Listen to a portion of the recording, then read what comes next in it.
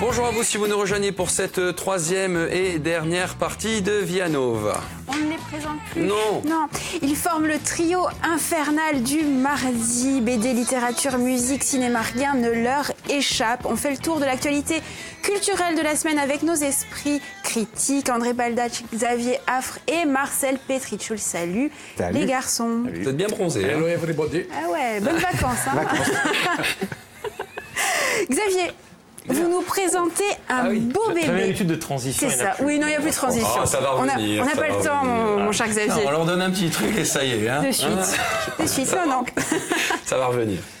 Je le disais, vous nous présentez un beau bébé et je ne parle pas de Chloé, votre petite fille, que l'on embrasse bien fort avec sa maman et son aîné, mais du festival Passion Cinéma qui fêtera ses 20 ans du 14 au 17 mars prochain entre le Palais des Congrès, le cinéma L'Ellipse à Ajaccio et le cinéma Maestral de Marignane. Alors vous nous livrez votre sélection de la sélection. Bah, c'est forcément très court, on a un temps tellement restreint. Évidemment, vous êtes presque frustrés, j'ai envie de vous dire. C'est de pire en pire chaque semaine. C'est pour ça on a zappé l'intro direct. C'est parti. Tant mieux, vous allez avoir plus de temps pour parler de vos films préférés. Alors, je vais commencer par un film israélien. Vous voyez, comme quoi on va voyager. Hein. Très bien. Voilà. Alors, le film s'appelle Synonyme. Alors, c'est un film israélien réalisé par Nadav Lapid, qui est un jeune cinéaste qu'on avait connu avec des films qui s'appelaient Le Policier ou L'Institutrice. C'est un film tourné à Paris. En fait, c'est un film français. Vous savez, maintenant, on s'en mêle un petit peu les pinceaux. Hein. Oscar, César, on ne sait plus quelle nationalité sont les films, mais peu importe. Et le film, alors, j'ai du mal à le résumer tellement c'est complexe. C'est l'histoire d'un jeune Israélien qui est à Paris, qui a décidé de quitter son pays parce que finalement il le déteste, et il veut absolument apprendre le français pour s'intégrer et ne plus parler hébreu. On a quelques images ou non? Bien sûr, on regarde la bande-annonce. Allez.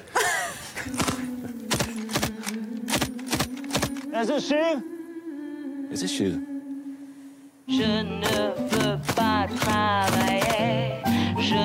Je suis arrivé en France pour fuir Israël. Fuir cet état méchant, abominable Dieu, lamentable, répugnant, détestable, abruti, étriqué, bas d'esprit, bas de cœur. Aucun pays n'est tout ça à la fois. Choisis.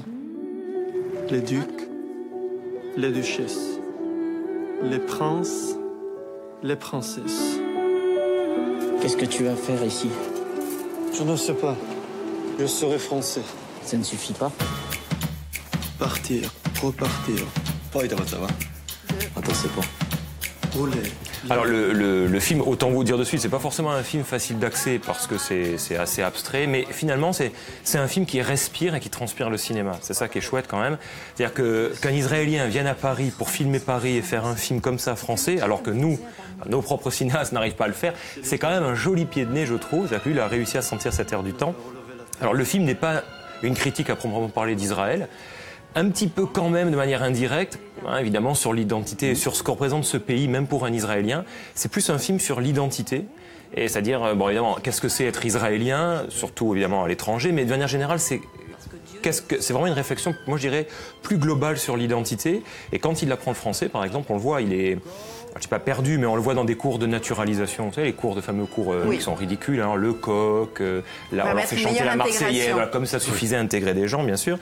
Et donc, il chante, mais même là, il se rend compte que ça colle pas, quoi. C'est-à-dire qu'il a une image de la France qui n'est pas la réalité du terrain, bien sûr. Et donc, voilà, il a du mal à trouver sa place. Et c'est ça qui est intéressant. Et quand je disais cinéma, il y a de tout. Plan américain, gros plan, des cadrages. Vraiment, ça respire le cinéma. C'est franchement un film assez exceptionnel. Et pourquoi synonyme ? Parce qu'en fait, il apprend le français avec des dictionnaires de synonymes. Un petit dictionnaire, mais un dictionnaire. C'est assez joli. Voilà. Votre deuxième choix, Xavier, Les Éternels. Alors, film chinois. Bon, je vais pas casser l'image que j'ai, que je renvoie. C'est terrible. Mais celui-là est un excellent film. Alors, c'est un réalisateur que moi j'adore, qui s'appelle Jia Zhangke. Le film était à Cannes et est reparti bredouille, comme la plupart des bons films de l'année dernière d'ailleurs. Et le film est assez exceptionnel. Alors 2h15, dans la tradition du film chinois. Pas 4 heures, c'est raisonnable. Un court-métrage.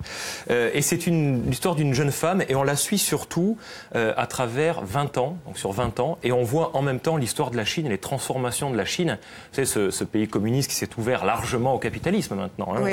C'est plus une dictature communiste, c'est une dictature capitaliste, quasiment. Et on voit ça... Sur certains points, mon cher Xavier. Vous en disputez discuterons. Et voilà, nous en discuterons. Et ce qui est assez fabuleux dans ce film, c'est que c'est à la fois un film sentimental, parce qu'on suit le parcours de cette femme, donc, qui est une femme très ambiguë, manipulatrice, manipulée, enfin tout à la fois. Et en même temps, on voit ce fond, cet arrière-plan qui est très très important, cette Chine qui se transforme. Et le réalisateur a utilisé des plans de certains de ses films précédents. Vous imaginez, des plans qu'il n'avait pas pu mettre dans son film de montage. Et il a essayé de faire ça avec une actrice, c'est sa femme, Zhao Tao. Elle est mais sublime. Très bien, allez. Autre recommandation, super.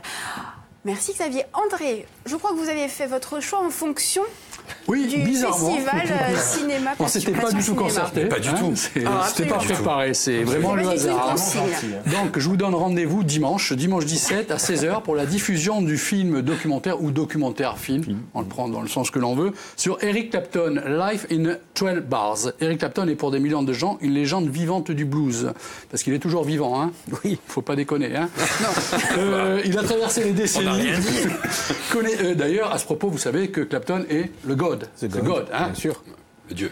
Voilà, oui. Poursuivons, mon cher André. Merci Caroline. Malgré sa pudeur, il nous livre pour la première fois l'ensemble de sa vie, y compris ses drames les plus dramatiques, les plus intimes, mêlant archives personnelles, performances rares et témoignages. On y retrouve aussi B.B. King, George Harrison, Pattie Boyd, Bob Dylan, Steve Wood, etc. Concernant ce film, j'en ai un petit peu dit, mais il y a aussi la bande originale du film qui est très très forte. Voilà, on va envoyer justement qui a amené Clapton à faire de la musique, Big Bill Brownsley avec Backwater Blues. Ah, c'est pas moi, hein. Oh. Vous êtes dur avec vous-même. Ouais, quand même, Clapton. C'est sympa.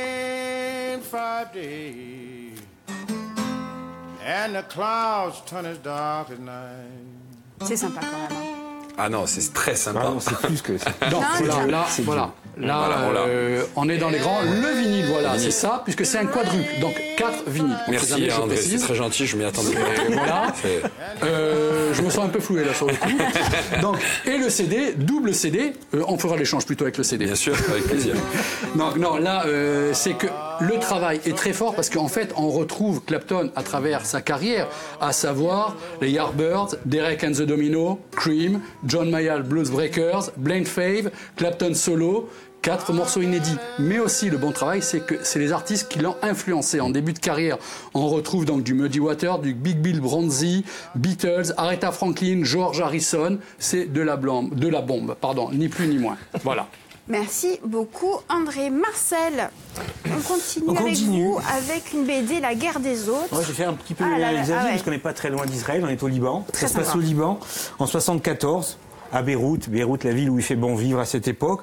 D'ailleurs, le Liban est surnommé la Suisse du Moyen-Orient. Et on va suivre une famille, la famille Nagar. En fait, le scénariste nous raconte tout simplement l'histoire de sa famille. Alors, il y a le père, épicurien, coureur de jupons, qui tient une librairie. La mère, plutôt baba cool. Et les 2 enfants qui sont férus de cinéma, mon cher Xavier, et de contre-culture. C'est des gens qui sont, en fait, ce sont des Égyptiens d'origine qui sont expatriés au Liban depuis 10 ans. Alors ils sont tolérants, ça boit, ça fume, ça va à la plage. C'est la Dolce Vita. Et tous se tiennent à l'écart des tensions religieuses et politiques qui se passent au Liban à cette époque. En fait, cette famille, il n'y a pas de pessimisme dans cette famille.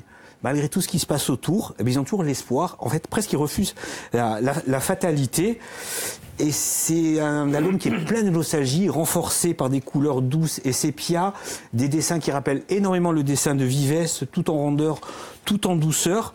Et surtout, le scénariste, il s'est pas laissé entraîner dans une mémoire sélective. Il a conscience de tout ce qui se passe au Liban, des failles qu'il y a au Liban. Il raconte tout ça, le communautarisme, les guerres intestines. Mais encore une fois, cette famille, on dirait qu'elle est un petit peu au-dessous de tout. C'est pour ça que c'est la guerre des autres. Et puis ça commence très lentement, puis d'un coup ça va. Le dernier tiers, c'est hyper violent quand le conflit éclate. Et franchement, c'est un livre sur la mémoire, un livre sur la famille, c'est un livre de géopolitique aussi. Oui. On apprend beaucoup de choses sur le Liban d'avant la guerre, et surtout les causes qui ont amené à cette guerre. J'ai beaucoup aimé ce bouquin, et à la fin, il y a des photos justement de cette famille Nagar au Liban. De vraies photos. De vraies photos, oui. Fabuleux. Et c'est un livre qui sent bon. Le deuxième, j'adore le dernier livre. S'explique. Plus noir, plus noir. L'histoire de Melinda qui a 15 ans, puis une fête de fin d'année avec tous les collégiens. Et puis elle appelle la police durant cette fête. Donc la police arrive, la fête est interrompue. Tous les collégiens se demandent pourquoi la fête est interrompue. Et Melinda ne dit pas pourquoi elle a appelé la police. Et quand elle rentre l'année d'après au lycée, c'est devenu la paria. Personne ne veut lui parler. On l'évite. Même sa meilleure copine l'évite. On ne sait pas ce qui s'est passé. Elle se mord les lèvres jusqu'au sang pour ne pas parler. Il y a un mutisme qui s'installe. On pense que c'est une crise d'adolescence. Les profs, les parents, ils ne parlent plus à personne. Et c'est un professeur d'art plastique qui va un petit peu amener les choses à se décanter. Même si son passé va violemment ressurgir, là aussi elle va se murer dans le silence. En fait, Melinda tout simplement a été victime d'un viol. Elle n'ose pas en parler. Et franchement, c'est une BD qui décrit ce que on peut ressentir quand on est victime d'une agression sexuelle. C'est troublant, c'est émouvant, c'est ni dénonciateur, ni moralisateur. C'est une BD qui est émotionnellement, c'est peut-être une des BD les plus fortes que j'ai lues cette année. C'est tiré d'un roman qui n'est pas traduit en français. Par contre, ce roman est étudié au collège et au lycée aux États-Unis, justement pour amener... Petite question, oui. Je me permets, excusez-moi. Au niveau de la bande dessinée, est-ce que ça se permet plus ces derniers temps, au niveau des sujets, l'ouverture des sujets, d'enfoncer certains sujets, même que dans les années 80, est-ce qu'il y a eu beaucoup de prises de risques? Maintenant, la BD aborde tous les sujets, oui. Que ce soit des sujets, que ce soit le viol, que ce soit la politique, des sujets sociétals. La BD aborde tous les sujets. C'est plus enfermé dans des cases, genre BD historique, de science-fiction. Ça a explosé. D'accord. Il y a énormément de BD politiques également, et qui parlent de problèmes... je sais pas, ça va parler de crise économique, ça va parler de crise écologique. Donc la BD aborde tous les problèmes. On ne s'interdit plus rien. Non. Mais franchement, Speak, il faut le lire. J'espère que ça sera traduit en français et que cette BD sera étudiée aussi en France parce que ça va aider des adolescents justement à parler. Et puis il faut qu'il y en ait un qui la lise, c'est Roman Polanski. Je pense qu'il va apprendre pas mal de choses aussi. Ok, merci beaucoup Marcel. Xavier, on change radicalement d'ambiance. Vous nous amenez du côté de la lumière, de la romance. Oui, alors c'est les deux coups de cœur encore que j'avais envie de partager avec vous et avec les téléspectateurs. Oui. C'est le premier, le film s'appelle Asako. Voilà, Asako 1 et 2. Alors c'est un film japonais qui est reparti aussi bredouille à 4. Je ne parle que des films qui sont repartis bredouille. Et c'est alors une histoire assez bizarre au départ. Une femme tombe amoureuse d'un jeune homme, il va chercher le pain, il disparaît. Bon voilà. Et 2 ans après, elle tombe amoureuse de quelqu'un d'autre, et qui lui ressemble comme 2 gouttes d'eau, c'est son double. D'accord. On voit quelques images. Ah, il n'y a pas de problème. Allez, après on revient vite avec vous. 良平のこと好きやでどうしたらいいかわからんぐらい好きになってしまった。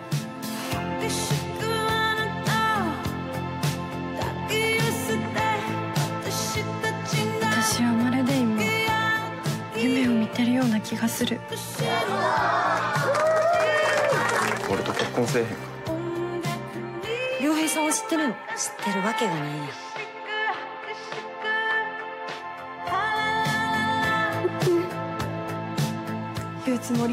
Bon, très bonne idée, Juliette Armanet, mais qui n'est pas du tout dans la bande originale du film. Hein, voilà. Bon, c'est très beau, c'est romantique, c'est nostalgique. Il y a un petit côté onirique comme ça. Je ne peux pas tout raconter. Certains ont pensé à Vertigo de Surfroide, mais c'est pas du tout ça.